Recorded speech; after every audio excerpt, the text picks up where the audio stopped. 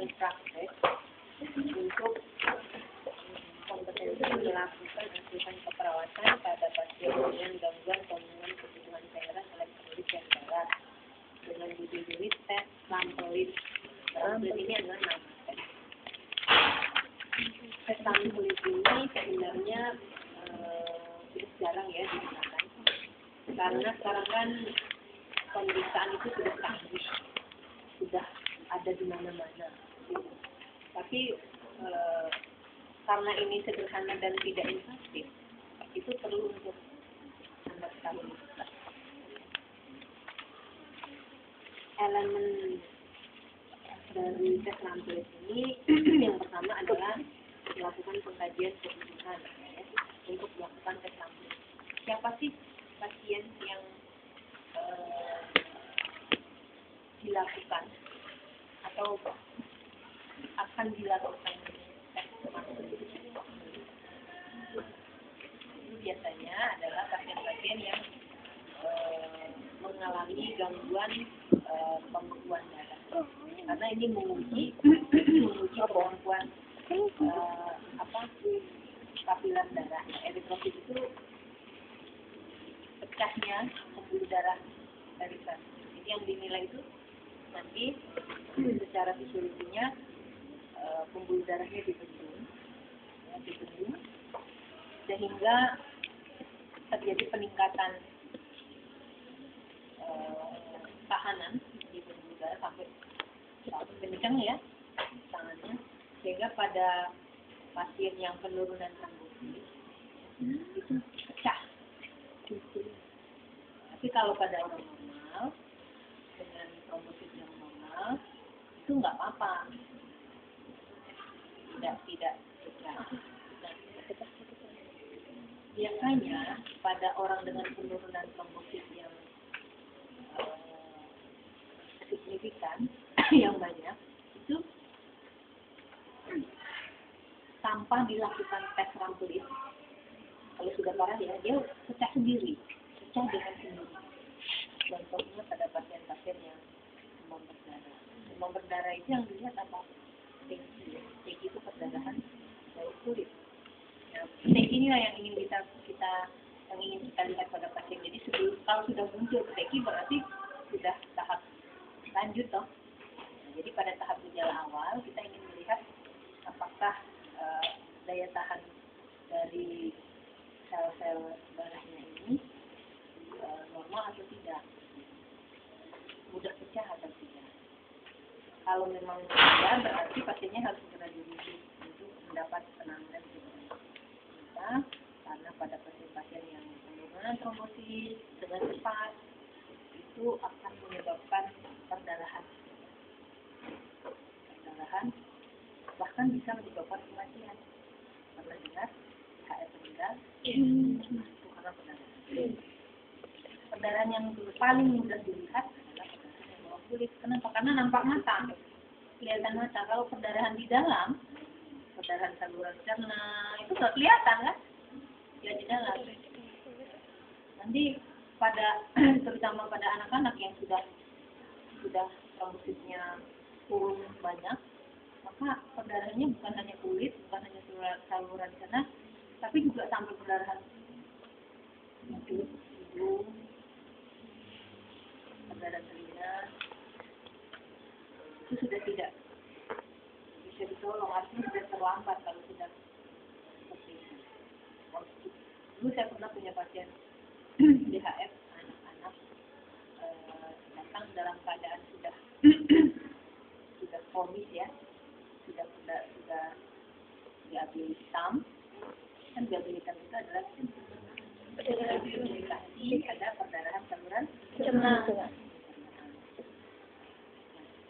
Dia datang, kemudian masuk ICU, beberapa kali di ICU sudah turun terus, walaupun trombosit diberikan transfusi, tapi tidak bisa mengejar perbaikan, pemulihan, sehingga perdarahan hidung dan akhirnya pasien.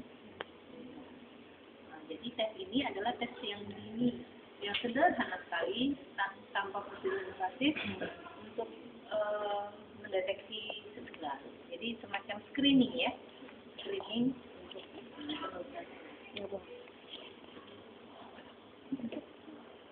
Biasanya dilakukan pada siapa? Biasanya dilakukan pada orang dewasa, jarang pada anak besar, bayi, anak besar, karena dia lebih sensitif ya. Alatnya paling sederhana, yaitu yang menggunakan tensimeter dan stetoskop serta yang ada siklitnya ya. Pelaksanaan tes, kita cari ukuran tekanan darah sistol dan diastol dan diambil dibagi dua ya, rata-ratanya berapa. Kenapa? Karena setiap orang berbeda tekanan darahnya. Jadi kalau kita misalnya mengambil 100, ada yang tekanan darahnya kurang dari itu. Jadi dia terlalu kuat tekanan yang diberikan. Kalau kita tidak cari dulu min arteri tekanan darahnya ya. Jadi sistolnya berapa, diastolnya berapa, tengah-tengahnya. Kenapa harus di tengah?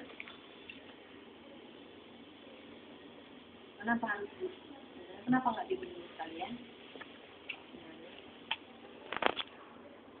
Kalau dilakukan pembendungan, apa yang terjadi? Tidak ada aliran lisan. Gimana yang tidak ada aliran lisan? Vital ya, vital. Yang dibendung daerah sini, yang tidak ada aliran, yang tidak dapat aliran daerah sini. Apa dampaknya kalau dibendung total? Nebrosis. Jadi dulu nanti infak. Bahaya nanti kan pasien. Ini makanya dibuat tekanan yang tengah. Kenapa? Karena masih ada aliran. Ya, masih bisa aliran untuk pembuluh darah besar. Ya, ini mengalir. Walaupun perifernya alirannya menurun. Ya, alirannya sehingga rasa tidak nyaman pasiennya. Rasa pusat, ya, perubahan warna menjadi cianosis. Nah, ini jangan lama-lama. Kalau kelamaan sama juga infak ya.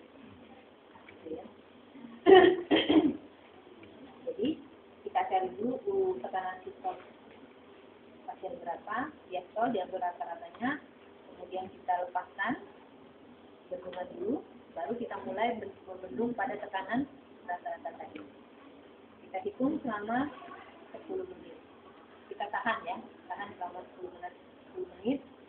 Setelah 10 menit kita lihat hasil bendungan itu. Biasanya pada pasien dengan penurunan trombosit itu akan pecah, terjadi perdarahan bawah kulit. Jadi timbulnya di mana?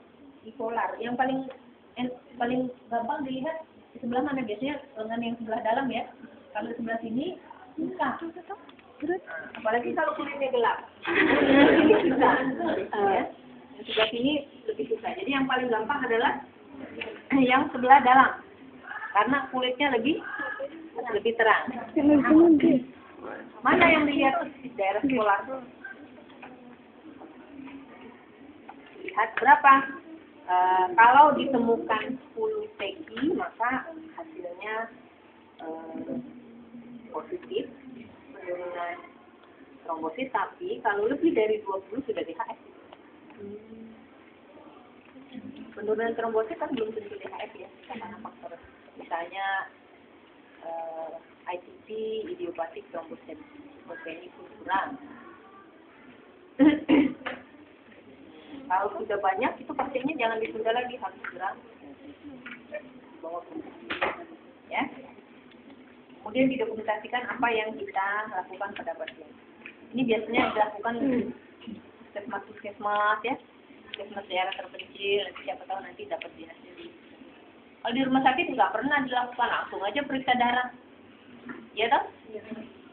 Ini kan prosedur non invasif. Nah, kalau periksa darah semua bisa, trombosit, eritrosit, semua lengkap bisa sekaligus. Kalau di kota, kalau di puskesmas kan nggak ada fasilitas itu. Jadi kita harus juga mengetahui cara yang pasifnya. Oke, kita mulai. Silakan siapa yang mau jadi pasien.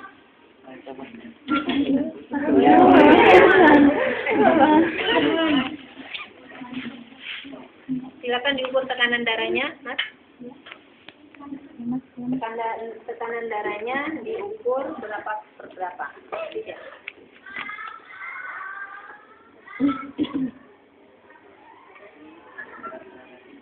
Ya. Oke, tak salah nih. Baik. Selamat pagi, Mbak. Kita membiasakan supaya jadi habit. Setiap ketemu pasien kan jadi salam. Kalau enggak nanti pas giliran ujian aja salam. Giliran ke ujian enggak salam. Jadi pada pagi hari ini saya perawat dan Bapak akan dilakukan tes. Beliau untuk mengetahui apakah Bapak Jalan tidak. akan dilakukan mengukur tensi Bapak, tensi tekanan darah Bapak maupun dia. Dia akan makan waktu sekitar 10 menit ya Pak ya. Apa tadi mau mengukur tekanan darah? Nanti ukur tekanan darah. Mau melakukan tes, uji tes untuk trombosit. Enggak, langsung jarang kulit tes. Baik Pak, saya lakukan pengecekan tensi dulu ya Pak. Kasih ada lemes kok.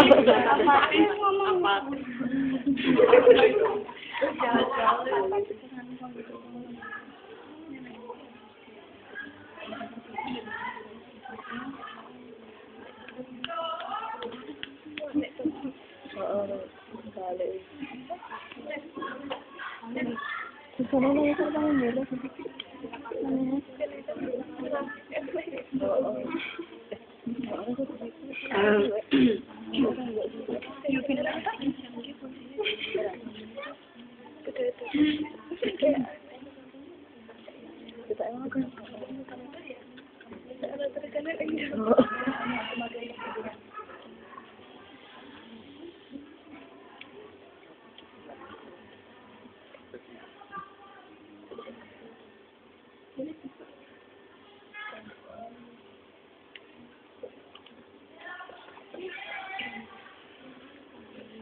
Uy, kangen mo ba? Kunti-kunti.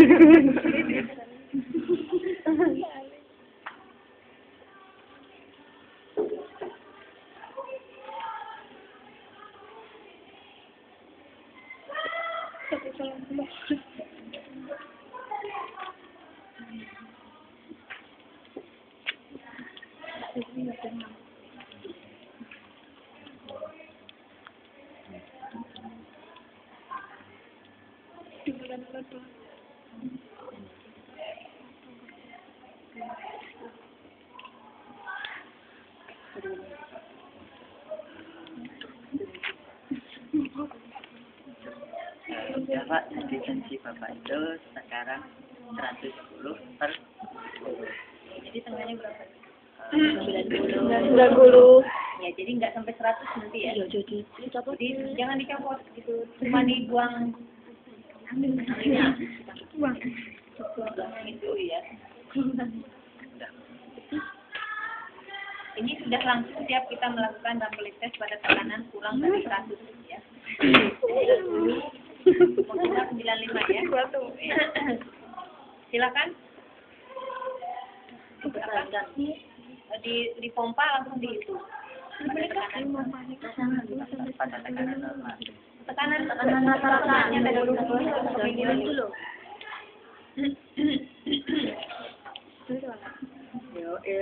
Berarti 90. Itu ya, menitnya ya.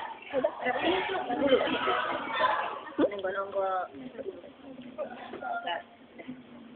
Apa kan nih? Turun sendiri Bu. Enggak, memang gitu. Udah, nanti naikkan lagi dikit, naikkan lagi. Karena dia kan masih ada yang ngalir, jadi tekanannya makin Lah kalau misalnya ternyata tekanan rata-ratanya lagi dari 95 gitu gimana? Kan maksimal 100. Jadi kalau aku dari sana enggak 100. oh. Kita ya kencet.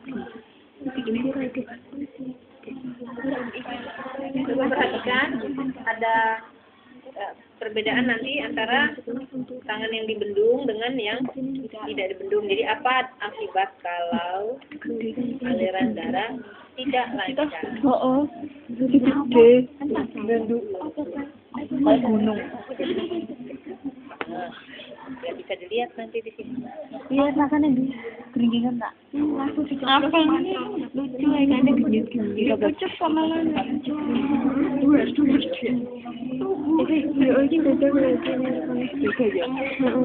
Si abang. Pasti rahane kemeng. Abang kok? Iki beda. Jadi apa? Iki tau gede-gede ini dicampur. Iya, kayak orang manja. Kita menit lho.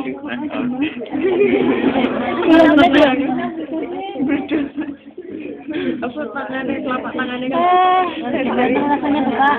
Pucet banget Putih. Anya pren, anya pademokan. Kasar. Buat membayi Mas. Kalau kayak abang banget kayak putih. Ini tak tidak gini.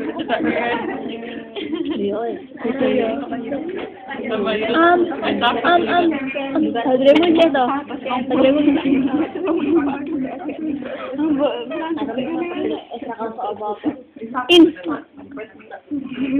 Makanya tidak dilakukan pada anak-anak.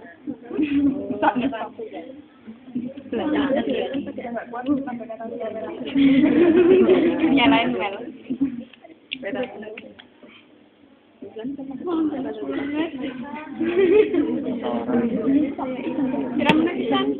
Rong menitan ya. Siapa lo menit? Tinggal malah di ya. Naik kelas ya. Tinggalnya tuh sih. Kelas Tinggalnya tuh sih ya.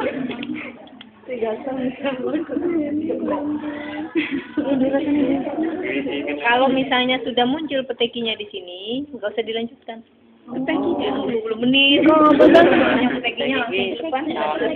Tadi sempat ketiknya tandanya berapa? Lebih dari ini apa? DHF-nya. Kalau Lagi jawab. 10 Kemenangan. apa sih? Tapi kalau lebih dari 20 udah DHF. Itu yang pinggir-pinggir yang gede itu sampai pinggir. Ya, itu peteki namanya perdarahan bawah kulit. Oh. Bedanya kalau dia ditekan, kalau bedanya di ini ada banyak gigi nyamuk kan, gigi nyamuk juga seperti peteki ya. Tapi kalau misalnya digigit nyamuk itu ditekan kan nggak hilang, tapi kalau itu hilang sih muncul lagi. Mirip, fisiknya mirip, tapi kalau gigitan nyamuk itu kan bukan karena banyaknya kencing darah gitu.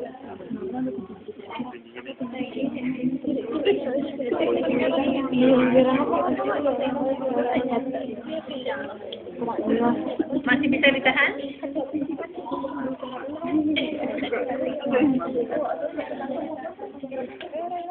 Kalau 1 atau 2 nggak apa-apa ya. Dia pas kata orang ya. Enggak.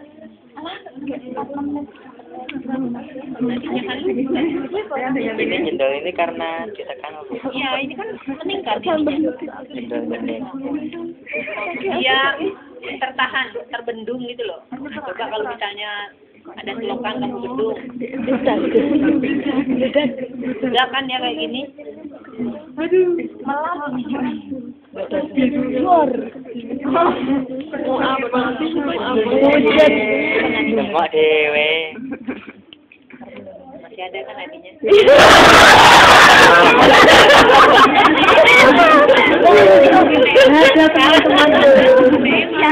Teman-teman aku terbang mas. Keinginan terakhir. Ya Allah, ya Allah. Aduh ya Allah.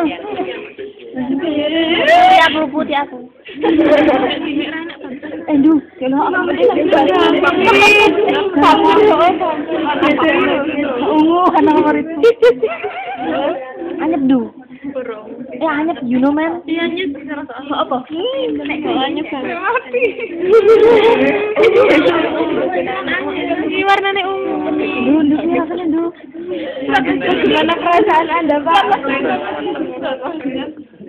Itu dulu tidak jagongan, kentang rasanya loro. Ringan duh. Kemang-kemangan ya. Kira menit. Ejak 5 menit. Ejak 5. Pak, tanya berapa? No. Sehat deh. Orangnya pakai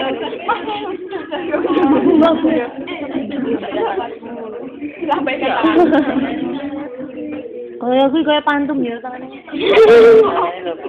Kalau tidur kan, kalau tangannya sendiri kan, terus nanti ini kayak mati rasa itu loh, Bu. Kan kurang aliran.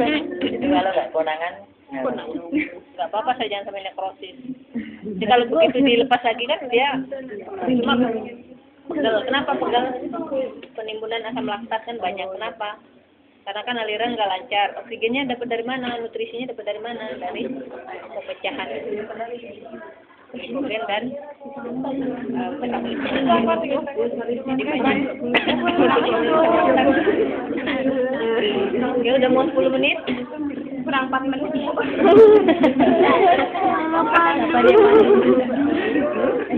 Ini kelompok berapa? Ini kelompok berapa? Dia kelompok berapa?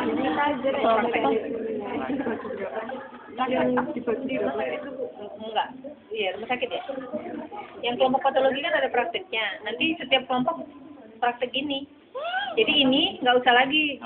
Maksudnya kelompoknya apa namanya? Pandu ini sudah. Nanti laporan satu Pandu pasiennya hasilnya apa? Berapa orang? Jadi itu berapa orang lagi? Sudah. Ini bagi kelompoknya. aku malu nih Pandu ya. Engkau bimbah bae engkau. Sudah aku pasiennya ya.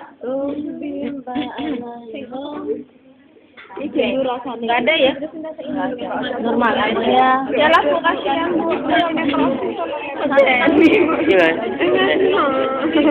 Gue pucat banget sih, Sen.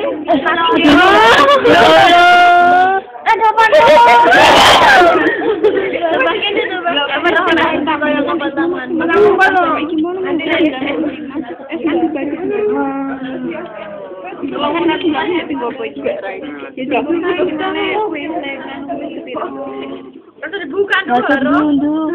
Bisa umur hidupnya namun. Bisa hitungnya deh. Dibagi loro hasilnya satu. Mas mandeng-mandeng gitu. Aku tengok nih.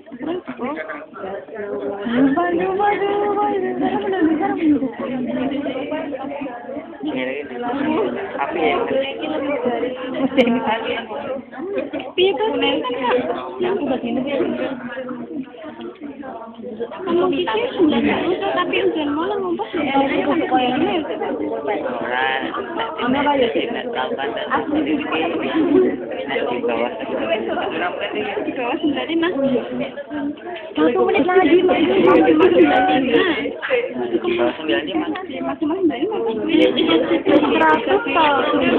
Oke, sudah ya. Sudah lihat 10 menit nggak ada sama sekali, berarti negatif. Alhamdulillah.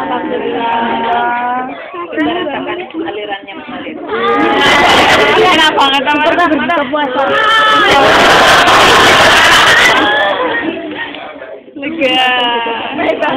Langsung putus. Aliri langsung. Ngerasa ya. Mun sekarang orang tahu. Karena kan. Jadi silakan untuk praktek per kelompok. Nanti dibuat laporannya yang diperiksa siapa, hasilnya apa. Alatnya apa, caranya bagaimana. Kalau seandainya ada, kenapa bisa ada? Kenapa bisa